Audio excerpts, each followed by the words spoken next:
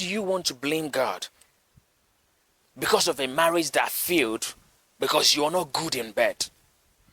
Is God supposed to come down from supposedly heaven, though God is not in heaven? But for context's sake, is God supposed to come down from heaven and teach you, doggy, how to put makeup on your face as a woman? And you as a man, God didn't teach you how to put on your boxer short in the morning as a man. So what makes you think that God needs to come down from heaven to teach you how to take care of your wife as a man? Your marriage failed because you don't communicate with your wife and you blame it to God as a man. Your marriage, I know that sometimes women don't pay attention to we the men, because men are very fragile creations, in as much as we harden up, we take responsibilities, we man up, we soldier up, but we are still very fragile, creation.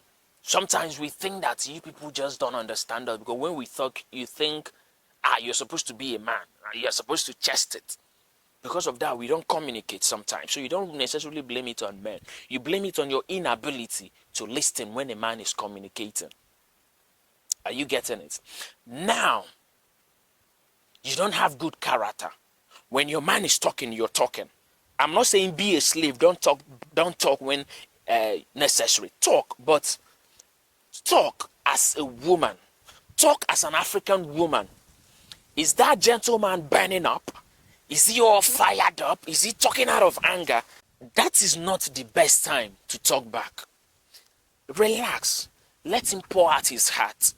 When he's done, you can even be like, oh, sweetheart, I didn't even think that this would have angered you this much. I'm sorry. Then, you now use your woman power. One thing with you women is that you don't know the power you carry.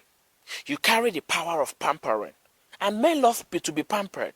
Trust me, there is no hard man out there. I'm a man, okay? And I can tell you that there is no hard man out there when it comes to a woman bringing down a man. Use your woman power. Pamper him. Be like, my lord, my king, the chief of my house. Honestly, I didn't like what you did. You see this man apologizing, which he has never done before. And you think people will not start thinking that, yeah, you're using juju on your man, or you're using black powers on your man. No. Men are tender in nature. Just find out their breaking point, their melting point, not their breaking point, please. Get them to their melting point.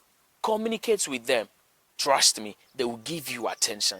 They will pay attention. When a man is talking, you don't need to talk back at him at that particular instant. Let him cool down.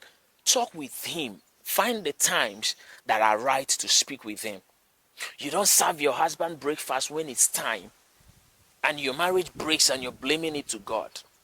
Is God also supposed to come down from heaven, quote and unquote, there is no heaven, to come and make breakfast for your husband? You don't take care of your woman as a wife. She has done everything as a woman. She has shown you that she's a good woman. In fact, as a matter of fact, this is a wife indeed. But your eyes are just still out there. You're just so caring about your concubines. You don't take care of your woman. And she has had enough. And now she's been a stranger in your home and you're blaming her. Or you're blaming God. Now, why did God give you a Jezebel? Who made her Jezebel? Have you been honest to yourself as a man that it wasn't you who made her Jezebel? Have you been honest to yourself and ask yourself question, and of course, be true to yourself that I have created a beast in this my wife? Then you sell that ego of yours, because I know that we men, we are egoistic. You sell that ego of yours. Apologize when necessary. Who told you a man cannot apologize to a woman? Do you know that a true king is the one who understands that his kingdom is on fire and he step out of the throne and go out there and make things calm? A real man is a man who knows when he is wrong and he apologizes to his wife. He apologizes to his woman. He doesn't take away your ego. It rather makes you man enough. So, brethren, God has no hand in your marriage being successful or failing, because God doesn't affect your willpower. God doesn't tamper with your willpower. You get what you give. It is garbage in, garbage out. You get it? And marriage is not some sort of thing you just get into, not ready, not informed. Marriage is an institution which nobody has masters in it. Nobody graduates from it. It is an institution you go through in life, all through your life on earth. You go through it, you don't graduate. So don't expect. Let me tell you something. Do you know that some of the marriage counselors you run to, they even just finished fighting last night? I don't listen. I don't want to share it. If I share this man is going to be disappointed in me. In fact, no, hell that. I and my wife, we had a misunderstanding one day. And sadly, the person we called to resolve was just finished having a fight with the wife 2 nights ago. And he told me this one day when we were having normal interaction. And I laughed my ass out. He's like, Charlie, nobody has it perfect. And that is a fact. Nobody has it perfect in anything. But the thing is, see, everyone steals, but now who they catch, now be thief. You understand? See, even your daddy GOs, they are only able to ride on you because you have made yourself, a prey. You have made them God. You have made them God of men. You call it man of God, but it's actually God of men. And they have seen you as a subject, and they are reigning king over you. So they tend to know more than you do because you have refused to read the information that are out there for you. The same thing applies to marriage. Everyone fights in marriage. Now, I have a problem with religious marriages because they tell you that divorce is a sin. Staying in an abusive relationship is the worst sin that you can commit to yourself. It's the worst sin you can commit against God, which is mankind. It's the worst sin that is the worst calamity you can bring upon yourself as a woman, as a man. Your marriage is falling apart, and your pastor is telling you, believe that things will work out. Remember what I told you what belief is. And your pastor will tell you, trust in the Lord, he will make a way.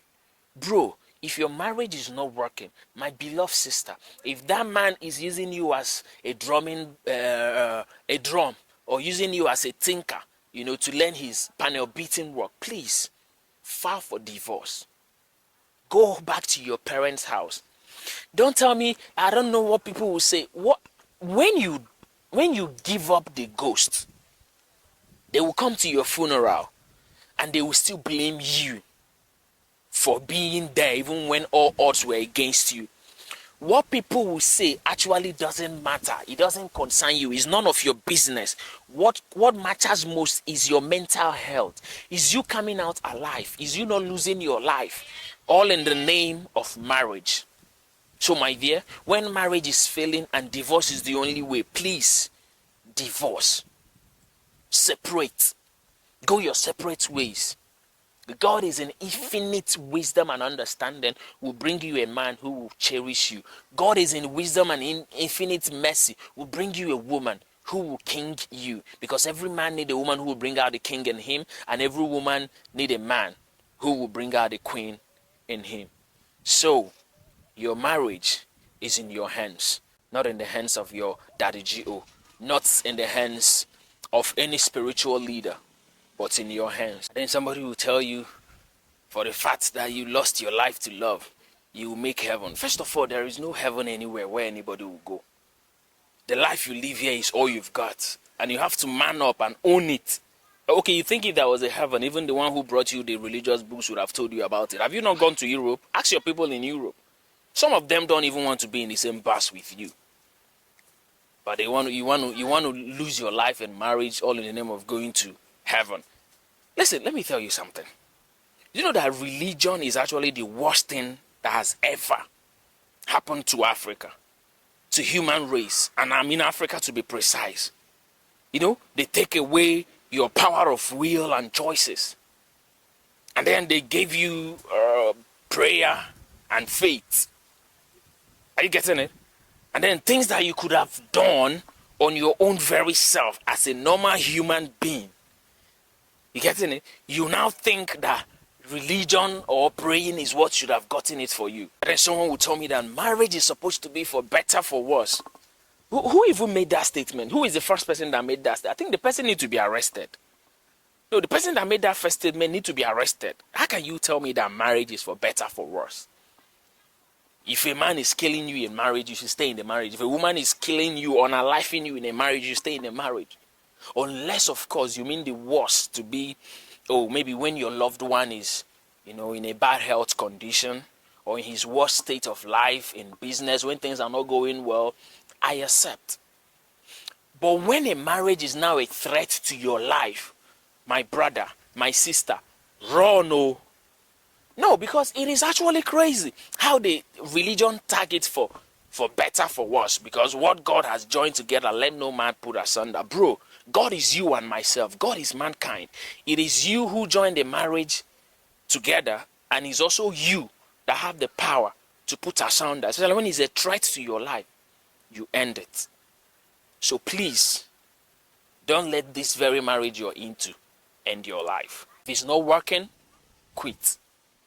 And have a blessed day. Remain blessed and remain enlightened. Remember, God is waiting for you at the other side of truth. And fear is man's greatest enemy. Thank you.